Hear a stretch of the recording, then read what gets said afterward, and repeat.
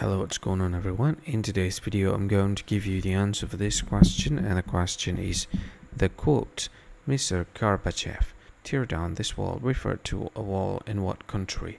Well, now I'll give you the answer for this question, and the correct answer for the question is Germany. So that is the correct answer for the question, Germany. Deutschland, that's the correct answer for the question. Hi, thank you so much for watching this video.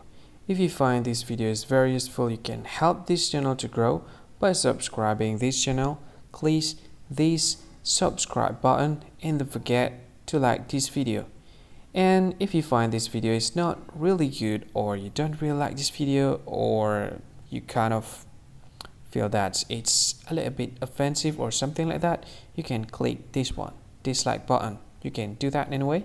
And if you want to share this video with your friend, you can share it by clicking this share button, and you can share it to any social media that you wish that is currently available at this time, like Facebook, Twitter, LinkedIn, and many others.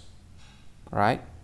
And if you want to add this video to your playlist, you can click this one. You can watch this video later, and you can find more options by clicking these three dots.